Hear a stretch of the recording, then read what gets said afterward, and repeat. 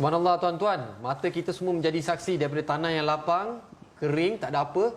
Dah pun Allah izinkan naik dah bangunan tiang-tiangnya secara fizikal atas kemurahan atau dermawannya sifat anda semua para penonton TV Hijrah. Dan bersama kita adalah pengurusi Mustalah Ar-Rawdah yang anda tengok tadi tu. Ini dia pengurusi dia bersama saya sekarang ni, datang daripada Kuantan ya. Kuantan. Subhanallah, Al-Fadhil Ustaz Azli Abdullah. Ya, saya. Yang syukur alhamdulillah kita nak tengok hari ini selain daripada kita nak berkongsi tentang perkembangan masjid dan sebagainya, kita juga nak sentuh tentang keinginan kita untuk menjadikan Rasulullah SAW dan para sahabatnya sebagai contoh tauladan terbaik. Dan bila bercakap tentang contoh tauladan terbaik ni, kita nak tengok antara sahabat-sahabat ni, Suhaib ni antara mereka yang sangat kental.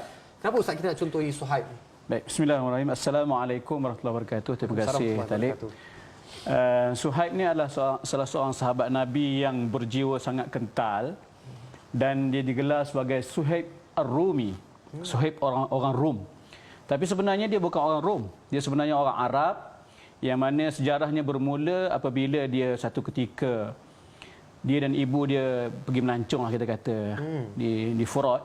Kemudian pada ketika itu Iraq tu di bawah jajahan Parsi lah.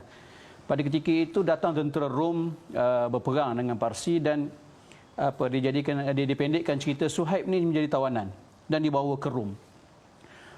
Maka dia dibesarkan di Rom sehingga kan Suhaib Ar-Rumi ini hampir tidak boleh bertutur dengan bahasa Arab kerana dia biasa dengan bahasa Rom. Dia dibeli berpindah tuan sehinggalah dia besar. Dan ada riwayat menyebut bahawa Suhaib Ar-Rumi ini dia mendengar daripada seorang pendeta atau pada kata seorang rahib yang menyebut tentang akan datang seorang nabi berbangsa Arab di tanah Mekah. Maka dia bercita-cita nak berjumpa. Maka ditakdirkan Allah Subhanahu Wa Taala akhirnya dia sampai ke kota Makkah sebelum Nabi dibangkitkan. Sebelum Nabi dibangkitkan menjadi Rasul. Maka pada ketika itu dia di bawah suaka seorang lelaki, Ibnu Jad'an namanya. Ada mengatakan dia dibeli dan macam-macam ceritalah riwayat pelbagai. Nama apa yang berlaku sebenarnya, Suhaib Ar-Rumi ini akhirnya kembali ke tanah Arab.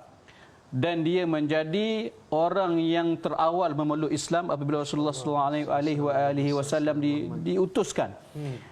Diriwayatkan bahawa Suhaib Ar-Rumi ini merupakan antara orang yang ke-30 lebih gitu yang masuk Islam bersama dengan Ammar, dengan Khabbab. Awal lah.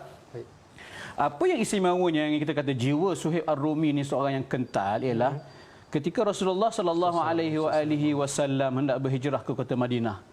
Maka Rasulullah berhijrah dengan Sayyidina Abu Bakar As-Siddiq sebagaimana kita sedia maklum.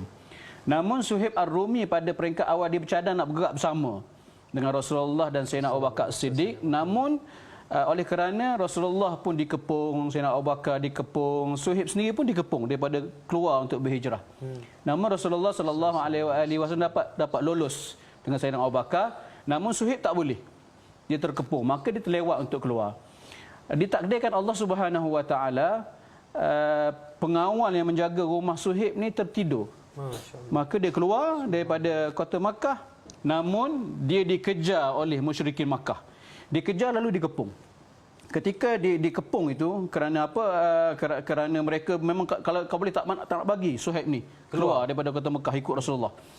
Maka kata Suhaib, maknanya istilahnya tak surrender lagi ni, tak surrender. Bila dikepung Suhaib kata, kamu semua tahu aku ni seorang pemanah yang tepat, sharpshooter kata. Tidak akan ada satu pun panah aku yang akan terlepas daripada sasaran. Semua akan anak panah ni akan kena pada orangnya. Dan habis saja anak panah aku ni, aku akan boleh gunakan pedang aku untuk lawan kamu semua. Tetapi dia kata jika sekiranya kamu mahukan harta aku, maka aku boleh berikan harta aku sebagai pelepasan ganti. Dengan mudah aku boleh keluar daripada kota Mekah. Maka mereka setuju. Lalu Suhaib pun bagi dia punya harta apa semua dengan rumah-rumah harta semua yang tinggal. Dia seorang yang sebenarnya dia berjaya. Dia menjadi seorang ahli perniagaan yang berjaya di Mekah. Jadi bila begitu, bila nak bergerak ke kota Madinah tu, mereka minta pula unta yang ditunggang oleh Suhaib Ar-Rumi. Maka Suhaib Ar-Rumi tak ada kenderaan untuk berhijrah. Maka diriwayatkan Suhaib Ar-Rumi berjalan kaki sehinggalah sampai ke kota Madinah. Sampai di kota Madinah, Rasulullah melihat Suhaib dalam keadaan yang keletihan itu. Maka Rasulullah kata apa? Rabiha Abi Yahya, Rabihal Bai' Abi Yahya. untungnya lah perniagaan Abi Yahya. Kenapa? Dia mengorbankan hartanya, mengorbankan tenaganya untuk bertemu dengan Rasulullah, untuk bersama dengan perjuangan Rasulullah sallallahu alaihi wasallam. Jadi besar apa sumbangan yang diberi oleh Suhaib, mengorbankan dirinya untuk kepentingan agama.